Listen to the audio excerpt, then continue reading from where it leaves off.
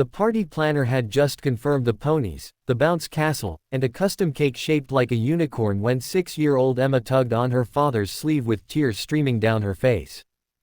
"Daddy, please. Can she come to my birthday?" Marcus Chen looked down at his daughter, the CEO mask slipping from his face as worry creased his brow. In his 38 years, he'd negotiated billion-dollar deals without flinching, but nothing unmade him quite like his little girl's tears. "Sweetheart, who are you talking about?" Emma pointed through the floor-to-ceiling windows of his corner office, down to the street below where the afternoon sun cast long shadows across the sidewalk. Marcus followed her finger to a small figure huddled against the building, a homeless woman, weathered and wrapped in layers despite the spring warmth, holding a cardboard sign. Daddy. The lady who smiles at me." Marcus felt his chest tighten. He'd walked past that woman 100 times, never really seeing her. But Emma, with a child's unclouded eyes, had seen something he'd missed. "Emma, honey, I don't think. She's always there when we leave, Daddy. She waves at me. Yesterday, she had a flower, just a dandelion from the sidewalk crack, and she gave it to me. See." Emma pulled a pressed, wilted dandelion from her backpack. "I saved it." Marcus knelt down, his expensive suit creasing against the marble floor, no longer caring about the conference call he was missing or the shareholders waiting in the boardroom. His daughter's eyes held something he'd lost somewhere between his first startup and his third acquisition, the ability to see people instead of obstacles. "Emma, birthday parties are for friends, for kids from school. But Daddy, you always say kindness is the most important thing. You said that when people forget to be kind, the whole world gets darker." Emma's lower lip trembled. She looks so sad. "And it's my birthday. Shouldn't I be able to invite who I want?" The logic was irrefutable, delivered with the devastating honesty only a 6-year-old could muster.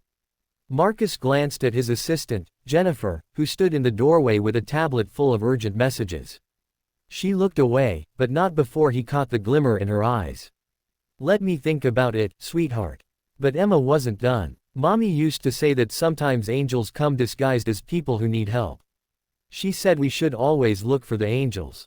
The mention of his late wife, Sarah, who died 2 years ago in a car accident, nearly broke him. Sarah had been the heart of their family, the one who volunteered at shelters and saw humanity in every face.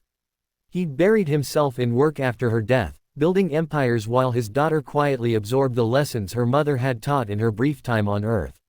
That evening, Marcus did something he hadn't done in years. He left work early.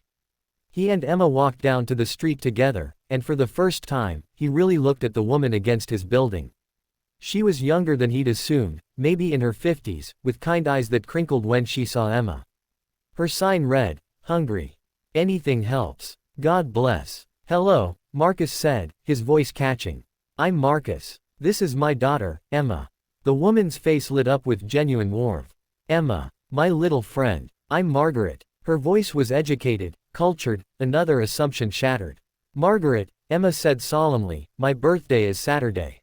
Will you come to my party?" Margaret's eyes filled with tears. She looked at Marcus, searching his face for the cruel punchline that must be coming. But Marcus found himself nodding, his throat too tight for words. "There will be cake," Emma added, as if this detail might seal the deal.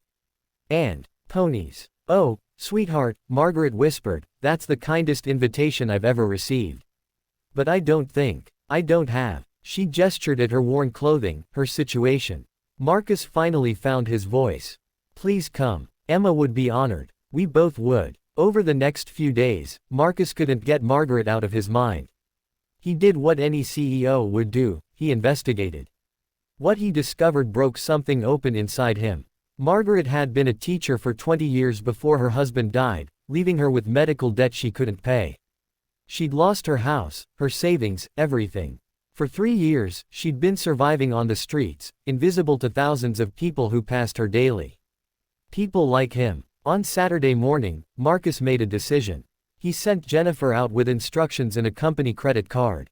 When Margaret arrived at the party, brought by Jennifer in a company car, she was wearing a new dress, nothing extravagant, just something clean and dignified.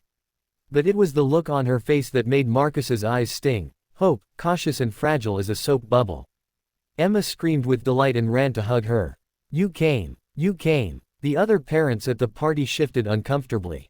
Marcus saw the sidelong glances, the whispered questions. But he also saw his daughter's pure joy as she pulled Margaret to meet the ponies, to see the bounce castle, to show her everything.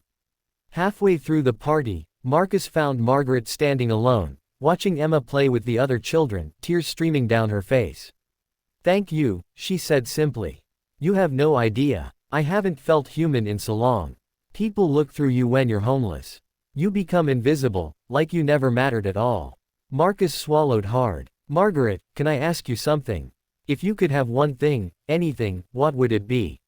She didn't hesitate. A chance. Just a chance to matter again. To teach, to help children, to be useful. "I don't want a handout. I want a purpose." Monday morning, Marcus called an emergency meeting with his HR director and the head of his company's charitable foundation, a foundation that had existed on paper, doing minimum required giving, but nothing that actually touched lives.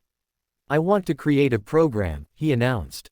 "Hiring and training people who've experienced homelessness.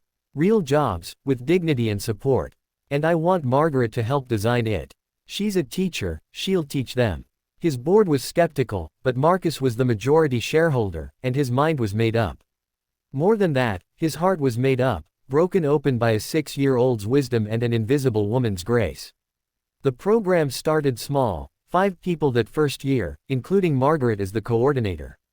But it grew, and as it did, Marcus found himself transformed. He started seeing people again, really seeing them. The janitor who came in at night had dreams of being a chef. The security guard was writing a novel.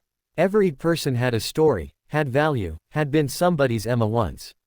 3 years later, at Emma's 9th birthday party, Margaret stood beside Marcus as over 50 program graduates gathered to celebrate. They'd come from homelessness to employment, from invisibility to community. "Daddy," Emma said, pressing against his side, "do you remember when you almost said no?" Marcus looked down at his daughter, then at Margaret, then at all the lives that had been changed because one little girl had the courage to see someone everyone else looked past. "I remember, sweetheart. And I thank God every day that you taught me how to see again." Emma smiled, the same smile her mother used to give him. "Mommy always said kindness is contagious. You just have to let it spread." She was right, of course. Kindness was contagious. It just needed a 6-year-old girl brave enough to share it, and a father willing to let his heart break open wide enough to let the light back in.